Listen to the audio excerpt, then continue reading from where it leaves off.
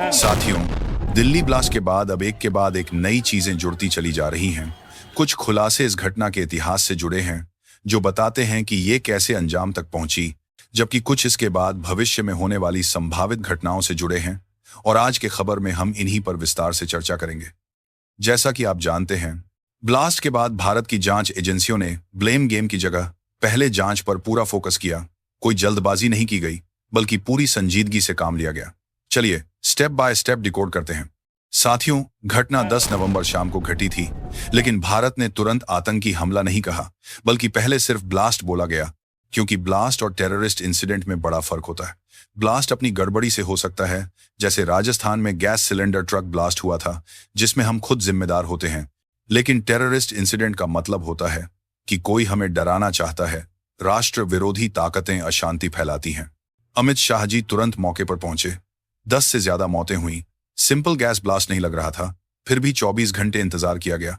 NIA ने forensic जांच की, आरडीएक्स प्लस अमोनियम नाइट्रेट मिला, और एक दिन बाद घोषणा की गई टेररिस्ट इंसिडेंट। ये जिम्मेदारी भरा बयान था। पहलगाम में तुरंत कहा गया था, लेकिन यहां समय लिया गया, क्योंकि अमेरिका का इंटरफेरेंस था। आतंकी घटना बोलते ही एक्ट ऑफ वॉर ट्रिगर होता है। ऑपरेशन सिंदूर पार्ट 2 शुरू हो जाता है। पाकिस्तान जिम्मेदार, ये कहने से पहले सबूत पक्के करने थे। डॉक्टर जयशंकर ने अमेरिकी फॉरेन मिनिस्टर से मीटिंग की, कहा हम जांच कर रहे हैं, और अमेरिका ने माना ये टेरर अटैक है। भारत जल्दबाजी में नहीं था, बल्कि जिम्मेदारी में था। अब पाकिस्तान की बारी आती है। दिल्ली ब्लास्ट के 18 घंटे बाद इस्लामाबाद में ब्लास्ट हुआ। 12 लोग मारे गए, और पीएम शहबाज तुरंत बयां आया, भारत ने किया, बिना जांच के। ये भारत का खौफ था, लेकिन भारत लंबी पारी खेल रहा था। ट्रंप के अनुभव से सीखा था। पाक ने सोचा अपना ब्लास्ट करके भारत पर ठीकरा फोड़ दें, लेकिन पकड़े गए। अमेरिका ने भारत की जांच पर भरोसा जताया। पाक जल्दबाजी में चोर की तरह सबूत छोड़ गया। खुद के लोग मरवाए और उलटे बदनाम हुए। टीटीपी ने जिम्मेदारी ली, लेकिन फिर हटाई। बलूच पर शक हुआ था, लेकिन रॉ सोर्स कहते हैं अफगानिस्तान के जरिए जवाब दिया गया। पाक ने डर कर 27वां संशोधन पास किया, सेना को पावर दी, फिर भी भारत चुप रहा। लेकिन भारत तैयार था। यह ब्लेम गेम पाक हार गया। अब इतिहास देखिए। कहानी 17 अक्टूबर से शुरू होती है। श्रीनगर में जैश पोस्टर लगा कि सुरक्षा एजेंसियों को पनाह मत दो। जांच शुरू हुई तो शोपियां में मौलवी इरफान गिरफ्तार हुआ।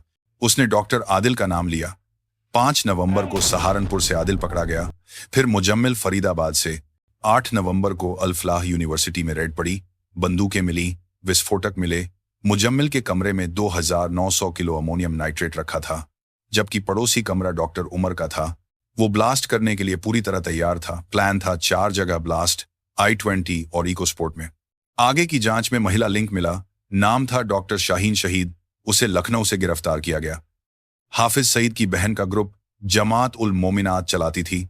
2 साल से विस्फोटक जमा कर रही थी। व्हाइट कॉलर टेरर था। डॉक्टर्स प्रोफेसर, कोई शक नहीं करता। 12 गिरफ्तार हुए, जिसमें 6 MBBS थे। 10 नवंबर सुबह 2900 किलो RDX जब्त हुआ। शाम को उमर ने डर के मारे I-20 में ब्लास्ट कर दिया। घबराहट में किया। IED नहीं था। रिमोट से उड़ा क्योंकि गड्ढा नहीं बना। जबकि दूसरी इकोस्पोर्ट खाली मिली। ड्राइवर फरार है। जांच तेज चल रही है। साथियों, जांच एजेंसियों ने बड़े हमले को नाकाम कर दिया। 3000 किलो विस्फोटक तो बच गया, लेकिन खतरा अभी बाकी है। कुछ अभी फरार है जिनका पाक कनेक्शन है। ऑपरेशन सिंदूर पार्ट 2 होगा। अगर पाकिस्तान जिम्मेदार साबित हुआ तो एक्ट ऑफ वॉर बनेगा। कमेंट में बताएं, क्या भारत को सख्त जवाब देना चाहिए? लाइक करें, शेयर करें, सब्सक्राइब करें, घंटी दबाएं। मिलते हैं अगले अपडेट में। जय हिंद, जय भारत।